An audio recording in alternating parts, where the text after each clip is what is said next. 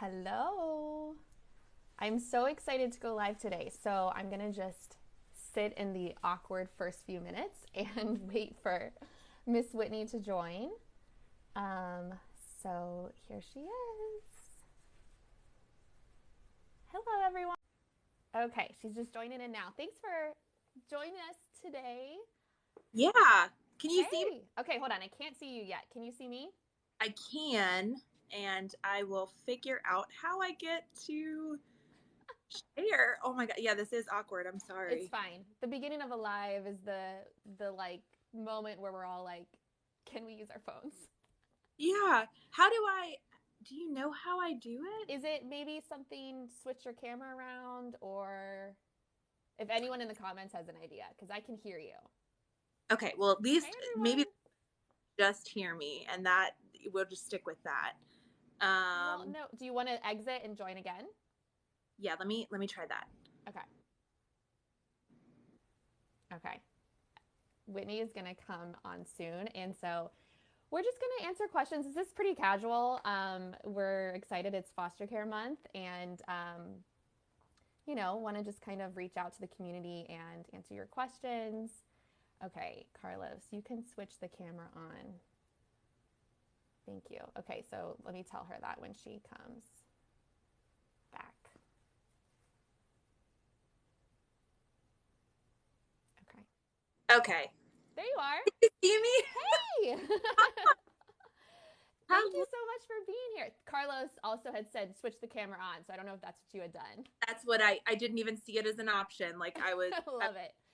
so Thank yeah. you so much for being here. If you guys don't know Whitney, she is a foster parent in Ohio, and I absolutely love her because I'm also Yep. from Ohio, and so we're both Ohioans. And Yeah. I wanted to bring her on because she fosters a little bit differently than me. She's obviously in a different state, so different policy rules, everything. And she Mhm. has biological children in the home, so definitely different nuances there because I do not have bio kids. And she also fosters tweens and teens. So Yeah. I'm excited, Yeah. excited Hi. to dig in. So you guys are welcome to ask questions in the comments, and we will try to work through. And then I also have questions that some of my subscribers had sent in, so I want to make sure we get to those too. So, Love it. do you see comments on your end? I do. Okay, cool. I'm Let's afraid to start like with scroll. one that's for tweens and teens because I want to just dive in. So one of Yeah. Tiffany, who's one of my subscribers, so she has an 8 and 10-year-old in her care, brothers, that she, according to her, goes bonkers at bedtime. So any strategies and thoughts for bedtime? I know I struggle sometimes with bedtime too. Yeah. So I'm thinking about this from like a twofold. I think there are just kind of like some general tips for how to handle the bedtime fiascos. And I especially think for older kids, I would think it's a little different. yeah. It's one thing to say, oh, this child is 8 or 9 years old, but really, Oh no, I lost her. I'll talk about what I do. She'll come back. So for kids, here she is. Kids in my care, um, we do a lot of like sensory and making it safe places. So with lights, they can have access to different lights to turn on. Hey, I jumped in. no. Starlights are huge, and also like giving them control over door open, door shut, lights on, lights off, music, podcasts at night, sleep stories. All of these things create a nurturing environment. Sometimes kids just want the TV on. And so those are things that I do on my end, but feel free. Whitney, what do you think? Yeah, sorry, I don't know what happened. I'm just like, oh, it just shut off. So yeah, what I was gonna say is like, even if there is a child who is a certain numerical age, you really have to consider, Mm-hmm. especially with kids who are in care and who have experienced trauma, where are they at developmentally, emotionally, mentally, because that could vary. It's not That's a good always the point. case. But you do want to meet the child where they're at and not try to set expectations just based on their age. I think that when it comes to kids in care, routine and, repetitive, okay, we're gonna, like, it's gonna be the same every single night. Mm-hmm.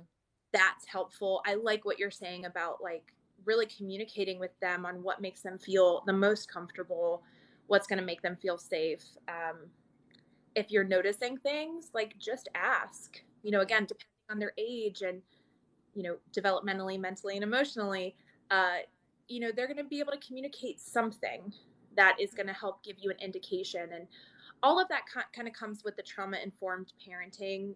When you go through trainings like that, it helps you see things in a different way. So you're not like, oh my gosh, this kid is out of bed for the fifth time tonight. Like, you know, really try to put yourself in their position and what's going on in their head.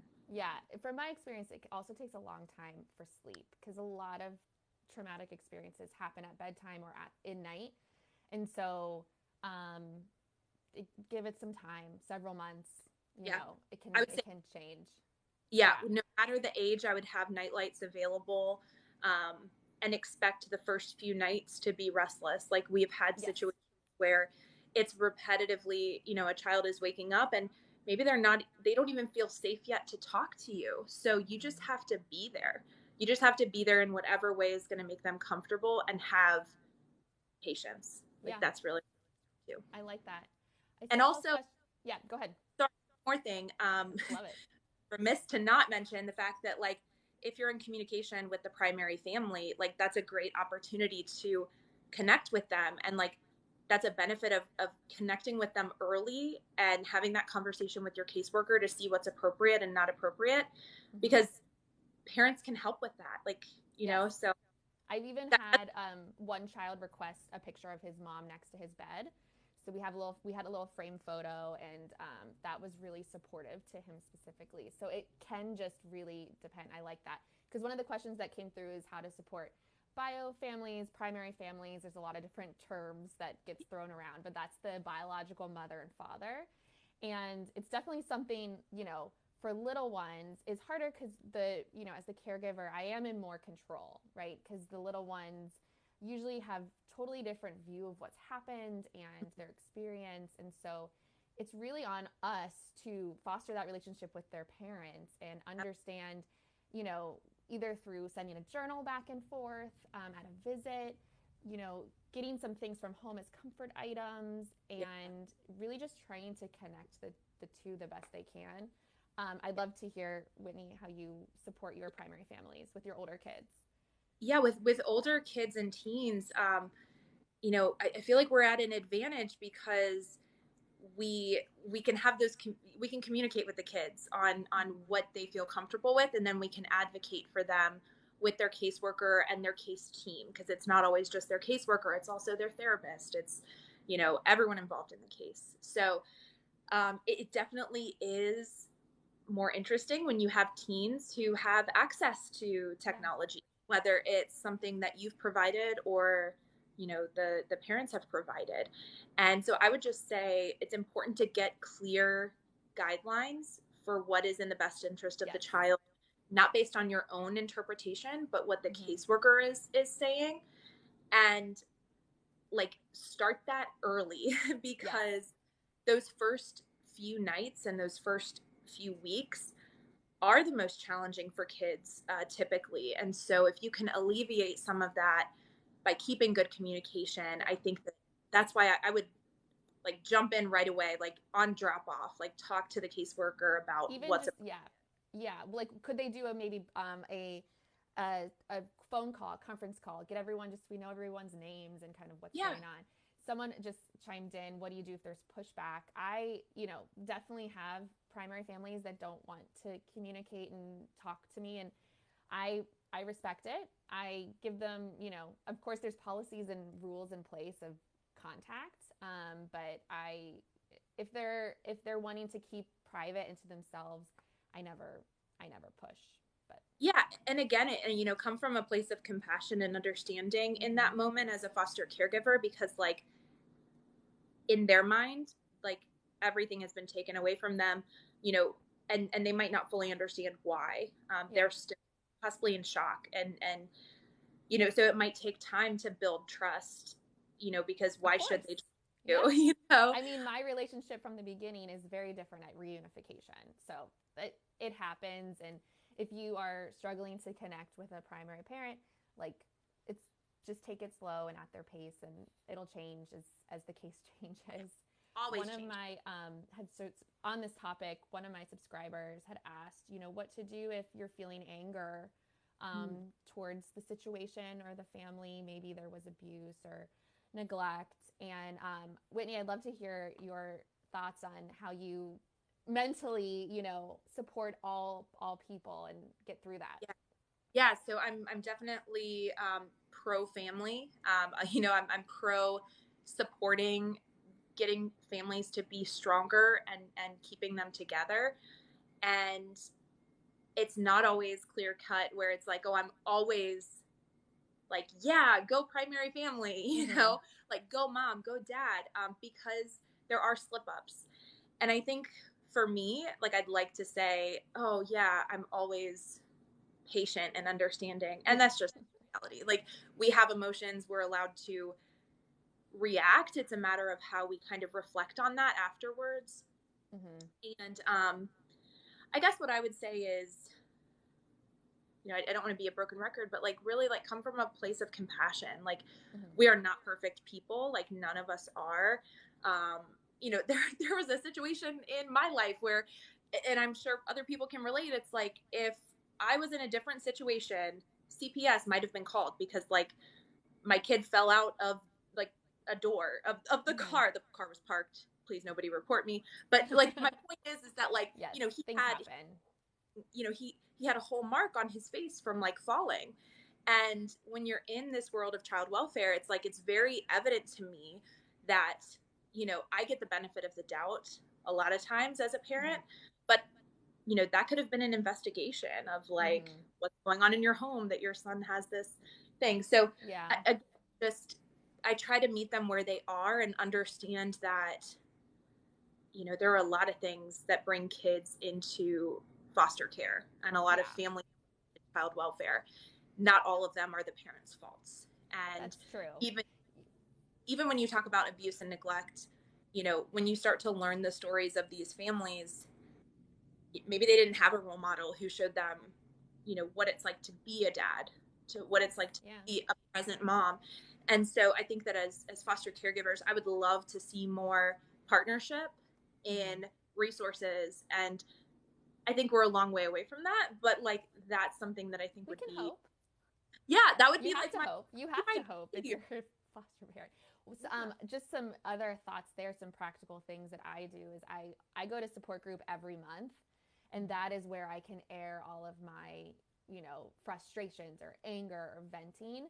And it's a safer place to get that out. And when I am home, I am centered on the child. So I think about what does this child need from me today and how should I respond to best support the child, leaving my emotions out and instead meeting them where they're at, matching their feelings, their vibes.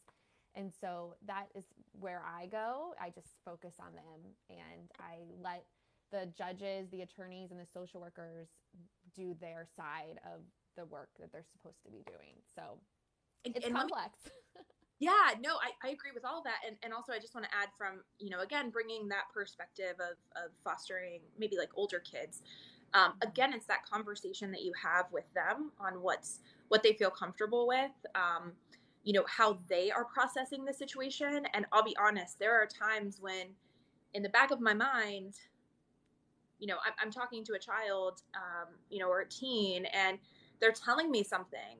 And in the back of my mind, I'm like, I don't love that. I don't love what maybe mom or dad is telling them, but I have to meet that child where they are Mm-hmm.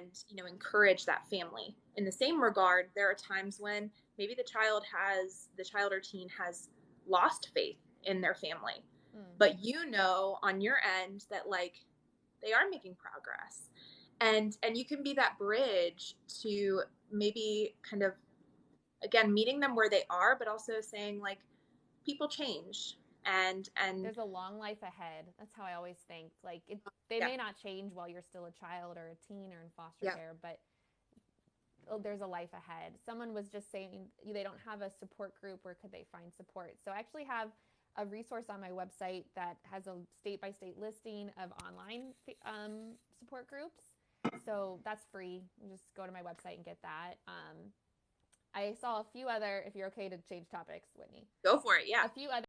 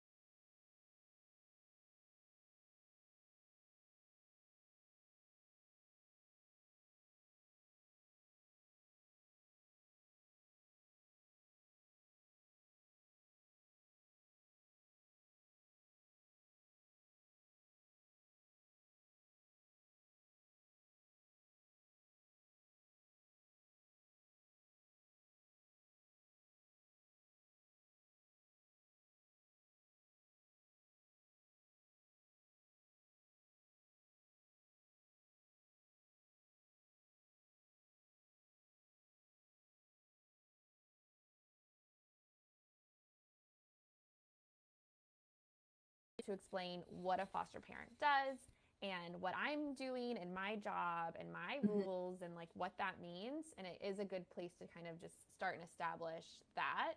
And, Yeah. we have to go there through there, all the baby steps. And I feel like, and this is just my Hi, style Heather. preference, probably why I love more of the older kids is that am I a parent? Like, am I parenting them? Yes. But I view it more as like mentoring. And, you know, I, in most of my situations, there's already established relationships with family. And so there's this line of, a teen recognizes, like, I mean, most kids do, like, I have a mom, like, don't replace my mom. Yeah. And so, again, just kind of defining your role. And with teens, it's kind of, I feel like it's more fun, because, they might open up to you more. And, I've seen opportunities where they might open up to me more than their parents, and I get to foster that communication and help them build trust with their parents so that when they go home they can have those conversations and build a better connection with their family. So it's not just like, oh, it's great while we're here. Like, you're working towards, like, how can they build their trust with their parents. So yeah, I'm Yeah. rambling. No, it's That's totally fine. It is a complex, nuanced experience. Um, and someone was just saying, I noticed some foster parents get certified as a way to heal their own childhood trauma. I mean, I always recommend seeking therapy before you start being a foster parent to make sure that you have worked through everything and you're not going to be easily triggered by seeing or hearing or, experiencing something. But that is a really good point. So yeah. thank you for bringing And up I that. I didn't answer the second part of that, but yeah, you're right. And that kind of comes up if your assessor caseworker. So there's caseworkers who just assess, foster families before they're licensed to make sure that they're ready and that their home is ready. So that assessor is going to ask questions about that. And for a lot of people, it feels very invasive. And it's like, why do they need to know all of this about what my trauma was like? And it's, you're putting yourself out there and saying, you know, I am healed from all of this and it's not going to impact this child. Like, but the second part of that question about like the self-righteousness, I do think because there's a stigma and there are, situations where people are fostering for maybe they don't have the right expectations.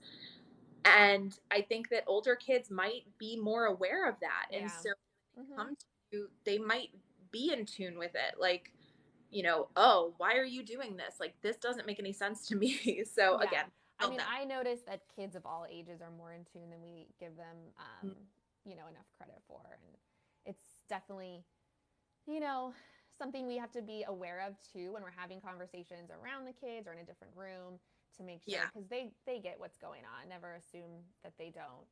Okay. Very good. So a few other things I saw come through. Hold on, I'm scrolling back up.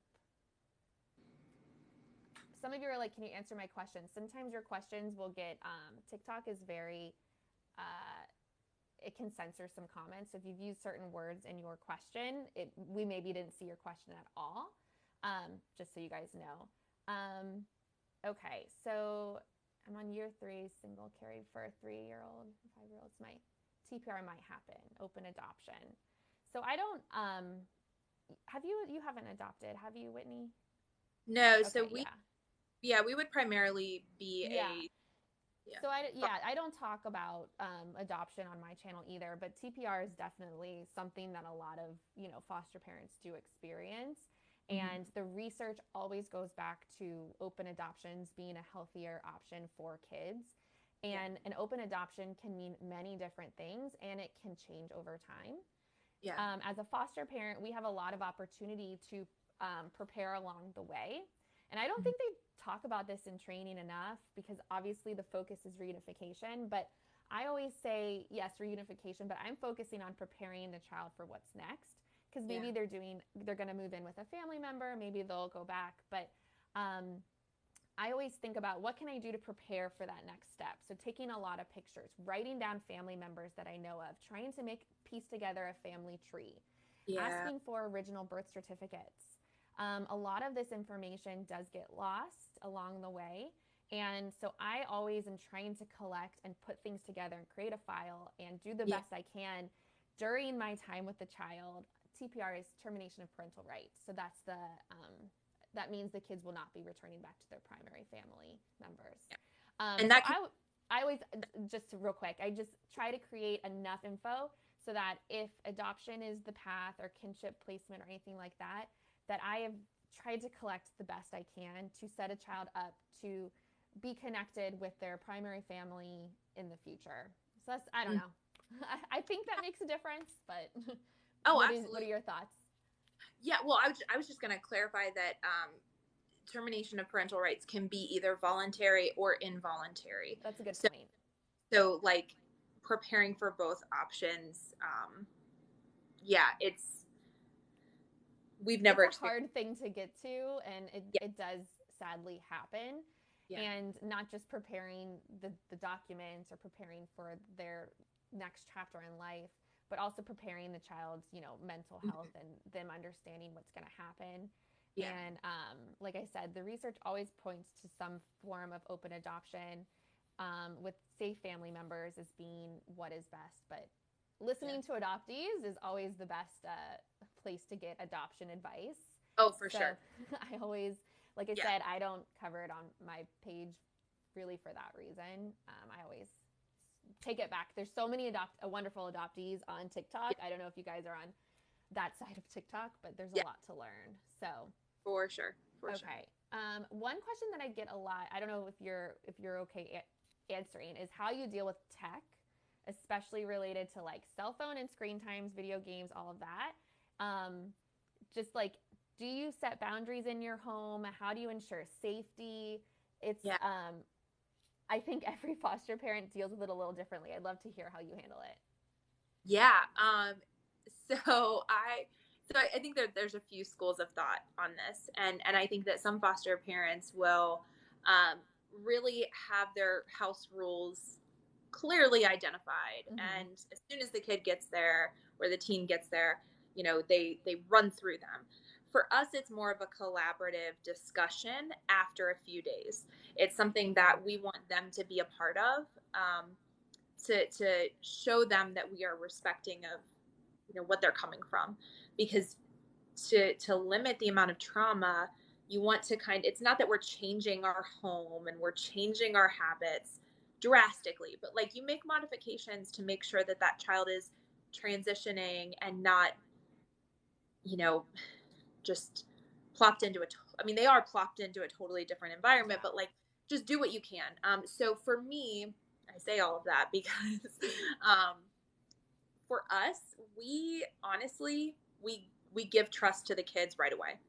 I err on the side of, again, based on their age, their developmental, mental, and emotional development, and also considering the caseworkers and the primary family. If they're age appropriate to have a cell phone, they will have a cell phone. And we do set rules as far as like if it's a phone provided by us, because sometimes it's a matter of safety. Like you want to promote normalcy with kids and teens, and so a 15-year-old who doesn't have a cell phone is possibly going to feel isolated. They're not going to be able to stay in communication with their friends. Yes, some family members they might not be able to continue to talk with, but for the most part, they are going to be able to talk to Aunt Lisa or like whoever it is, and want to foster that bond of family and friends. And so you have to understand that like if a kid is coming and you cut out all technology and you limit it, you are isolating that child, and so you're adding to the trauma.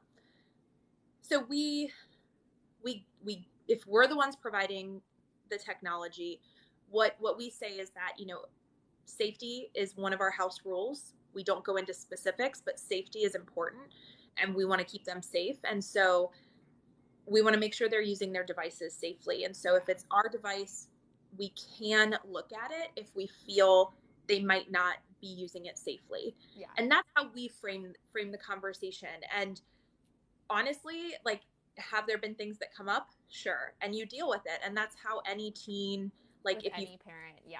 yeah, you just have to, it's not, yeah, it's not uncommon that teens might like be talking to a stranger. Like, so teaching them like why that might not be the best spending idea the for time. Yeah. Instead of just like cutting it out. And another thing I get a lot is like, how do you limit screen time and all of that? I mean, at least for us, like, screen time can sometimes be a way to decompress and an escape. I mean, let's look at us as adults, what we do. We're on our phone, we're watching TV. And so I try to really think like, well, what would I do in this situation? I'd want to just veg out and watch TV.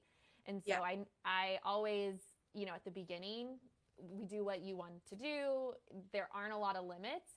And over time, I try to introduce other activities or extracurriculars or outside time. And family dinners and things like that. But that takes a lot of time. Someone asked a question about posting pictures on social media. All I will say, it's something I don't do, but I know a lot of people like to do that. So I always just say, make sure everything is completely anonymous and covered, not just a line on the eyes. And, you know, like, if you want to test it out, do something to your own face on a picture. And can you recognize me? And can you recognize yourself? Is a good kind of gut check. And another thing I say is, are you comfortable with their parents seeing this post or your social worker? If you feel good about it, then, you know, to each their own. But if you would be embarrassed or mortified if you saw that picture, or if it came up in a meeting, then maybe don't post it. That's just sort of my 2 cents on that. And that is something like, and there's another question I'd like to respond to, but like, that's something that, like, me personally, like, we've lived and learned. Like, we tried to model what privacy and confidentiality was supposed to look like, because the rules and policies aren't clear. No. And it is crazy to me. It's something that I honestly feel strongly about. Like, kids from one state, like, kids who are in your care should have the same privacy and confidentiality rights as kids who would be in Ohio. So I do think it's something I'd like to see addressed at like a federal level, because otherwise it just ends up, it hurts everybody. It hurts everybody when that isn't clear. I'm going to turn my light on. It's like really gloomy. No, it's fine. Oh, your adoption match is coming in 3 weeks. That's great. Someone asked about, you know, like hygiene, period products, things like that. We always have that on stock. We include that in welcome kits. It's something that, you know, is kind of, we have a supply closet. I don't know if you keep that. We do too. But you said there was a question you saw come up you wanted to answer. Yeah, so when it comes to like LGBTQ plus community and placements that we get, and this is, you know, I would say more common when you have like older kids and teens where this will come up. Yeah, it's something where, you know, again, you consult with the caseworkers, you consult with the kids therapist, you talk with the primary family, without breaking the trust of the child. You know, like, if they're only disclosing this to you, you know, just understand that. But yes, I think it's very important to respect a child, listen to a child who is going through that, just like any other child would.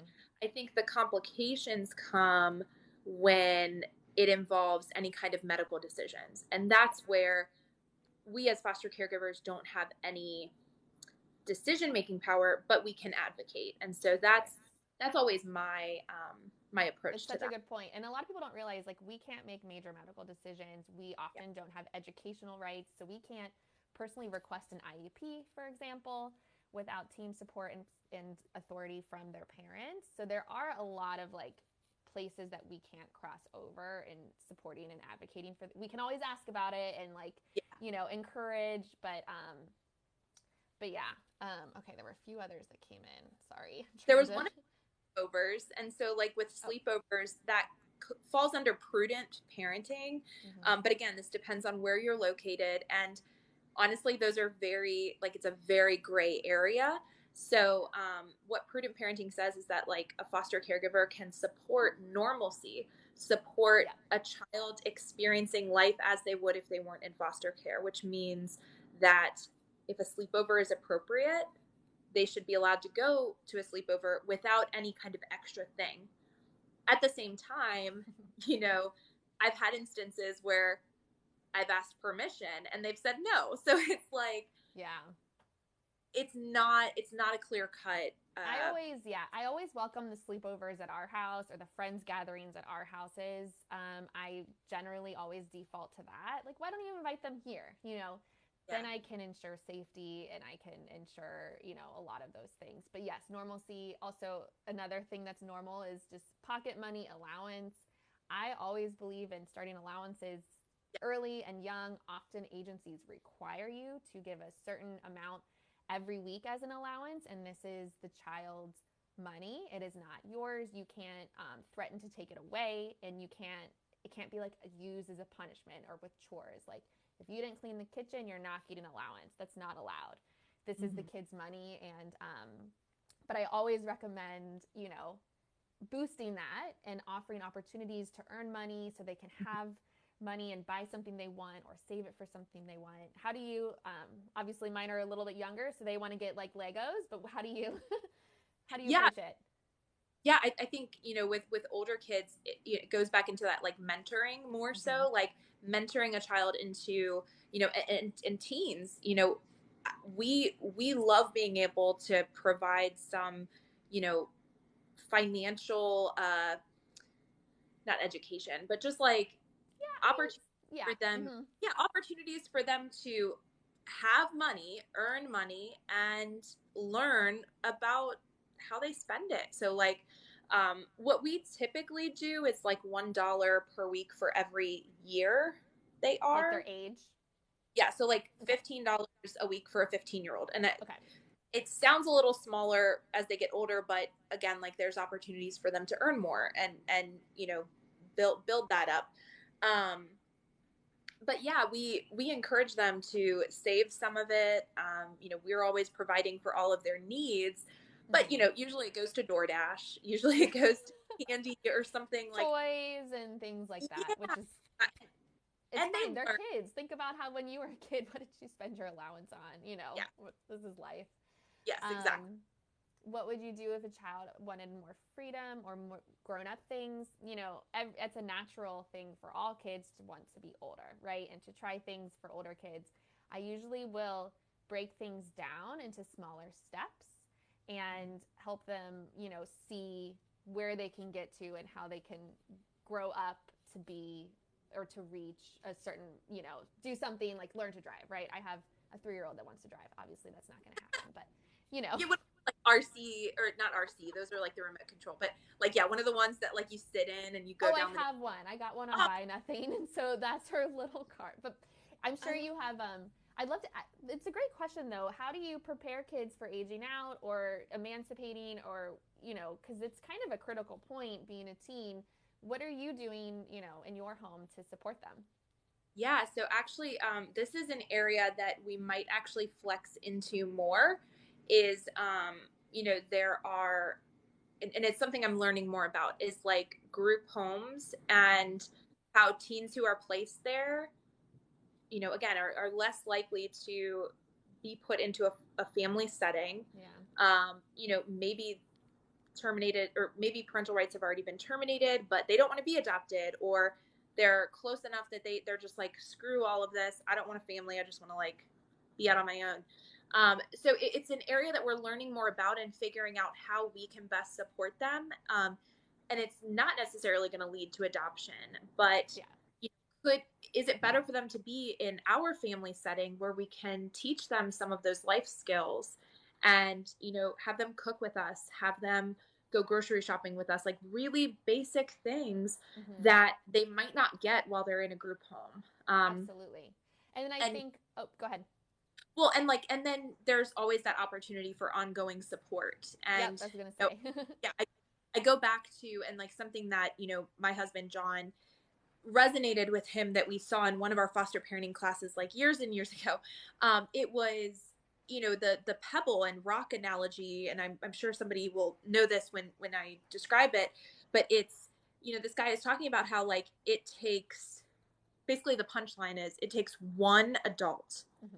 to make a difference in the life of a teen, a young child, whoever, to make the difference. Like you could be that one thing that makes it so that they don't age out and they're homeless, or age out and turn to addiction and substance use, or, so Mm-hmm. like that's like that I think is where we're going to end up kind of falling into, like where our journey is kind of like leading us. I'm So excited to yeah, follow along. Yeah, that's yeah, great. And I did a like a takeover on my Instagram with former foster youth, and that was a topic that was touched on a lot, is how we can support former foster youth or kids aging out. And it's I think just continuing to be there, even though the government says you don't have to anymore, offering your home for holidays, answering their call, reading their resume, doing those small things can make a difference. And if you can, financially supporting and helping them along that path. Because if you think about, as we were young adults, many of us had older adults who could support us and give us their hand-me-down furniture, or help pay for that down payment. There's a lot of ways that we can push our foster care, you know into the future, into the yeah. next generation. And Okay, yeah, go ahead. Shamrock Shannon just said, do you get to see previous foster children? So it will depend. Mm-hmm. And again, that's why I really like, I enjoy fostering older kids and teens, because they have more of a decision Yeah. making influence with that. And Mm-hmm. we're generally, I can say, generally in communication with most all of the kids who Yeah. have with us. And And um, what has really helped that is supporting the primary family. yep, building that I relationship.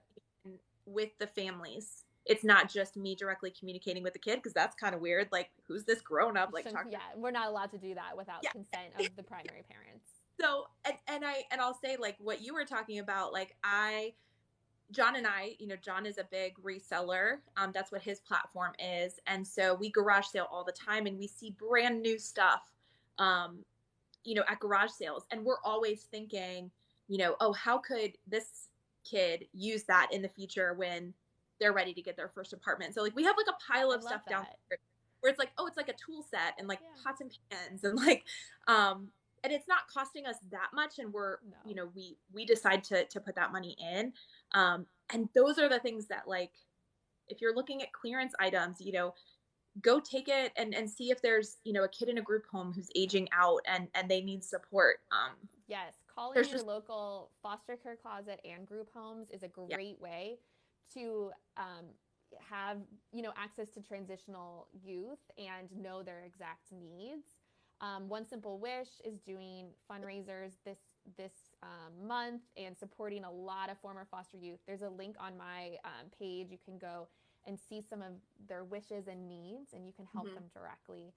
And just to go back to the original question, for younger kids, if I have contact with them, to your point, it's a lot of, the parents' decision. And since I foster usually little ones, I don't have a lot of contact.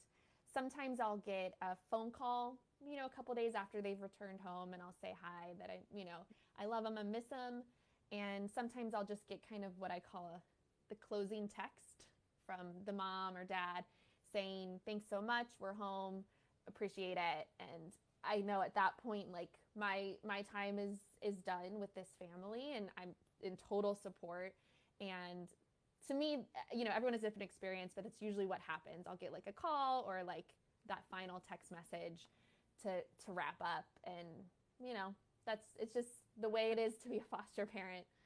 Yeah. I want to we have a few more minutes because I know I have to get back to work, but did you see any that pop up on your side, so we can grab a couple Yeah. final There, questions? yeah. So there was one that said, and I've heard this before on my platforms, is like, I'm ready to do it, but my partner isn't. My Same. partner is hesitant, and they're worried about if they're going to be a good foster parent. And basically, like, what can I do? Because, like, one of you is feeling really Mm-hmm. strongly and another isn't. I would say go to all the information sessions. Yes. Most often you will be able to get licensed first as a respite provider.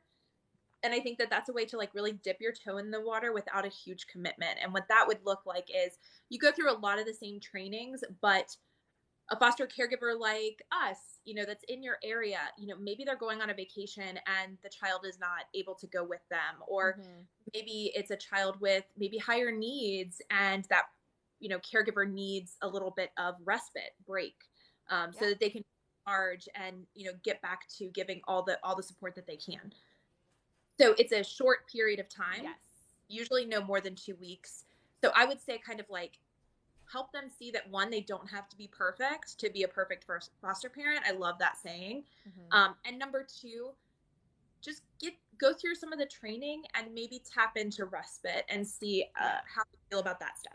I always feel like if you can get your partner on board with going to the first meeting, it's a great place to like ask all their questions and meet the community, because you will see the other parents there. These will be your future friends and your support system, and take it slow. You do not have, there's no commitment. You can quit.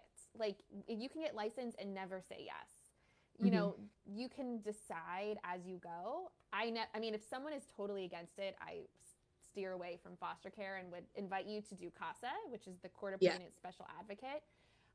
So that's usually a great place if your partner is saying no, because you would never want to force someone into a situation. Those things usually end in disruptions and more trauma when someone's not totally on board. You mentioned vacations. I do get a question a lot about, like, are foster parents allowed to travel and go on vacations? Yeah. Have you ever taken one with a foster kid? Mom in the middle just said it's a respite gets you connected with experienced foster parents. So like it's kind of a good point. So yes, we have gone on vacations with, some of our longer term placements. Can be a challenge. And, there was actually, there was a point in time where I shared too much about an experience that we had with vacation. And luckily I'm on good terms with this primary parent now. But it was very ugly. Like, it was really ugly because we were given permission, but they were not on board. And so it's one of those things. Court, just for people catching up, court gives you permission, or social worker, and they override the mother or father of the child because they could say no. So that's sort of the icky situation you're talking about. The court and the case team decided it was in the child's best interest, and so there wasn't a reason to not have them experience this. And it was tricky. And I think, like, going back to like what I would ask a caseworker to do is best communicate with the primary family and like work together, because honestly it was a miscommunication because the caseworker didn't step up and explain, I understand that you don't agree with this decision, but it is the decision.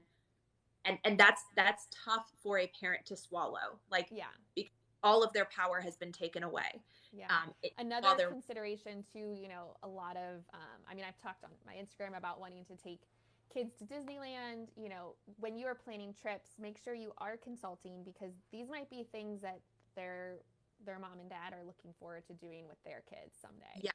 And to take that first camping trip, taking a first road trip or going to these things, I'm not saying that in every situation you're following exactly their instructions, but it is something to consider and to talk about and have those conversations and bring the kid involved too. They should have a option. Some children prefer to stay back so they can see their moms that week, and they prefer to stay at a respite home. So, just making sure you're doing all of that communication due diligence before making those choices. But you absolutely are allowed to travel, and you do have to get permission. So and a good point. Like, every state has different rules, and like, we live in Cincinnati, so we're like on the border of Kentucky, and technically, like, it's so interesting because like downtown Cincinnati is literally on the river, and you cross a bridge that most people walk across to like the aquarium or like other restaurants, and technically we're supposed to get permission before a child can step foot on that bridge. Wow. Like, and that doesn't make sense. And that goes back to like the policy doesn't match like the practice of like what actually is realistic for families. So totally. Yeah. I'm sorry, I do have to jump off just because No. busy, but this was awesome. Thank you so much for everyone who chimed in. We'll have to do another live, my dear, and Well, answer. are you going to tell them what's coming? Oh, Are you okay. allowed? I didn't know if we were going to say. So we are going to do one more. If you didn't get a question answered, we're going to go to Whitney's amazing YouTube channel. So we're going to do a live there, and we're going to try to also broadcast it on Instagram. I've seen other creators do this. So we're going to maybe see if we can like do a dual broadcast. So stay tuned. It is foster care month. So thank you for jumping on today and caring and, you know, investing in the kids and our families and our community. So, and thank you, Whitney. Well, no, thank you. I know, like, I speak for like everyone in the chat. I'm sure like you give so many quality resources and information like to everyone who follows you. And like, I'm always inspired by just what you're able to do. It's like insane, honestly. But I just want to like thank you because you know, I'm trying. Like, it's true. It's true.